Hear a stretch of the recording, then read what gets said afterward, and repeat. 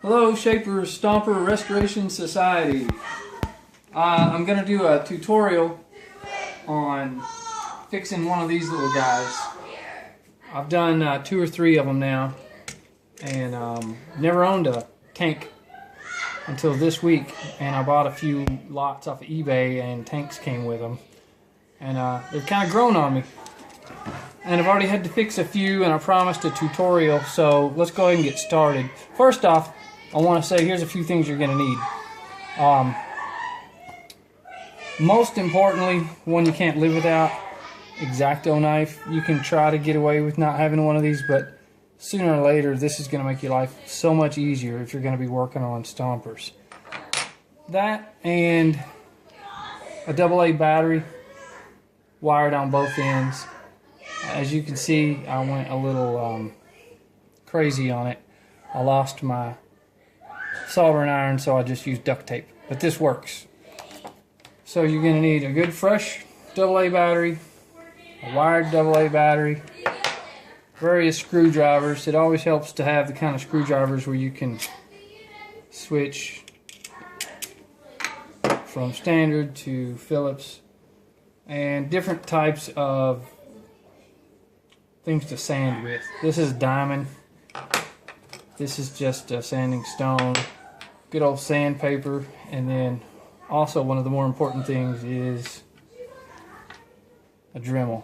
I've got a cordless Dremel, and I've got a standard Dremel. I like this one because you don't have a wire in your way all the time, and it's actually a little slower than the regular Dremels, which is good because you can eat stuff up with one of these. Be very careful using a Dremel. So anyway, let's go ahead and get started. I haven't cracked this one open yet, so who knows what we're going to find here.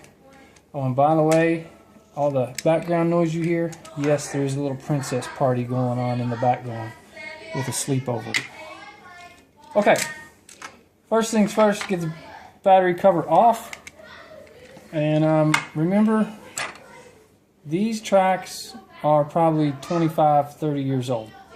So anytime you're fooling around with this stuff, remember these tracks are like gold. They're hard to find. You can find the tanks anywhere. Good luck finding an extra set of tracks. Most of the tracks that you find are going to be junk. I happen to have a few, which again are like gold. So anyway, let's get the battery cover off and be careful not to rip the tracks. Rule number 1, I think I pointed this out on my first video, is these little tabs right here are what's really holding this engine cover down. This tab right here is what's holding it down. This clip, one here, but if you just go prying on those, you're going to break them, because you've got to cut these little plastic welds loose first. And one thing I learned is you don't have to cut the whole thing off. All you got to do is cut off the outside.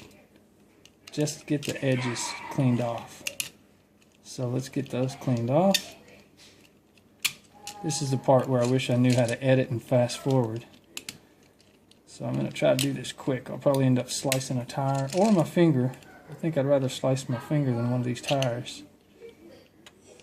But again, you can see where the X-Acto knife is really coming in handy, because I can get right down in the little cracks. My lovely assistant is doing a wonderful job on the camera. Alright. Almost there.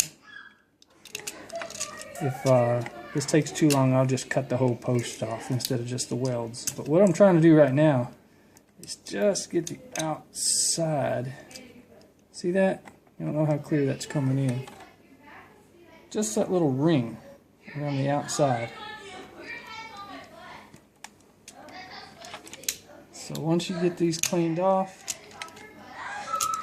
then comes the tricky part where most people break. You think you can just tug on this, it's going to come loose like that one. I got lucky there. That one came loose. Let's try this one. A lot of times you have to actually cut in on the side, because I think Schaper realized these things like to pull loose. and they started putting a little bit of heat to them or something to hold them.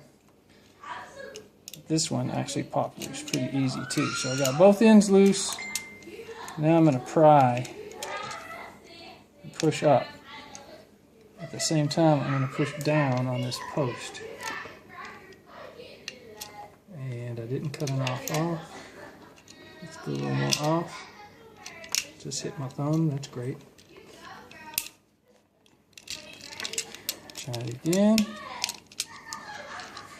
Pull up on the tab, push down on the post.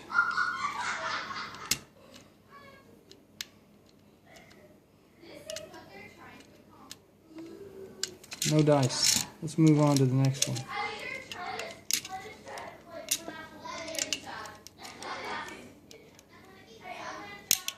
Got that one, which made this one pop loose.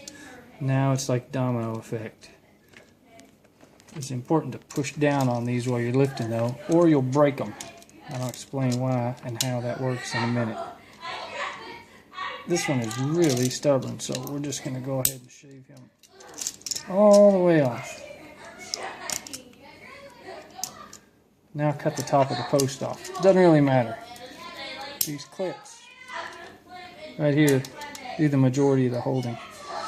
When you pull these off, go real slow, careful, because sometimes the motor wants to come out with it, and when the motor comes out, the wire comes out with it and will pull loose. Got lucky this time.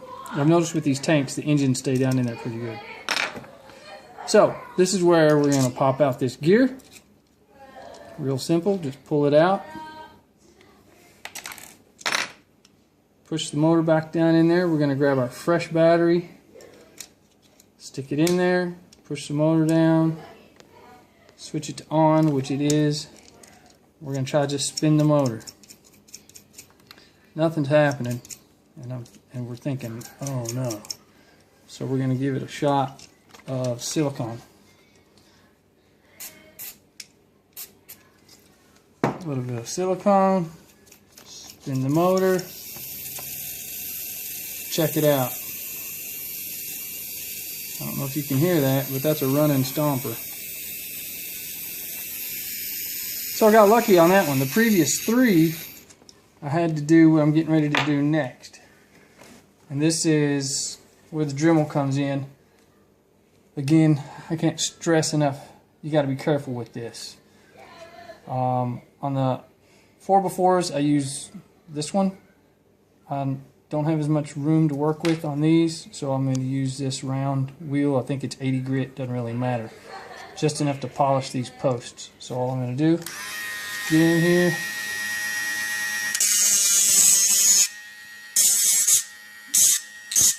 You don't have to polish the whole thing because the battery pretty much can't move around a lot in there. It only is going to touch one spot of that contact. So as long as you get the main area polished, you're going to be gold. Always going to be careful around these wires right there. You hit that wire, you better go get your soldering iron, which I lost. I cannot find mine. This one, I don't have to bother testing again because I already know it's going to run. But since we did some polishing there, let's make sure.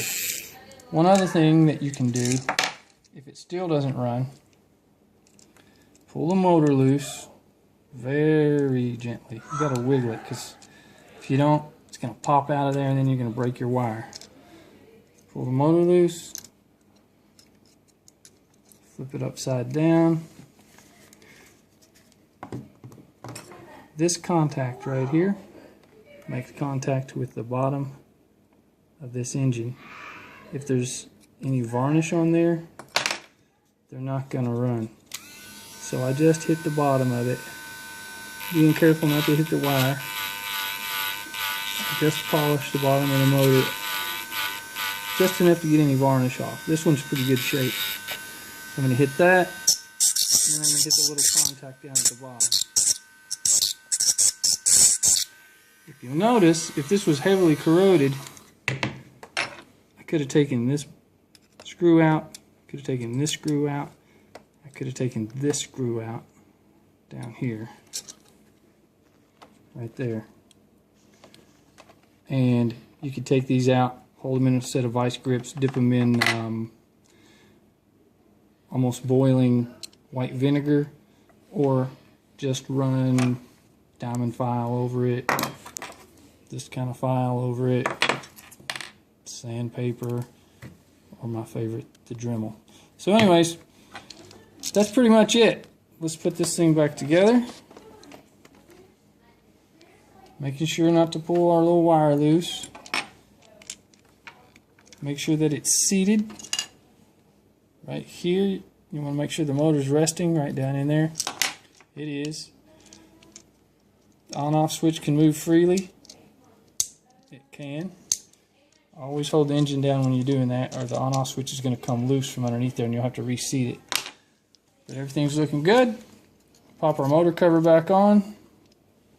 Got to line up your posts, which is always tricky, and this is again where I wish I had editing to just make it look easier than it is, because lining up those posts is a pain. One side's in, which means the other side doesn't want to go in. So, just to save time, this is a running stomper now.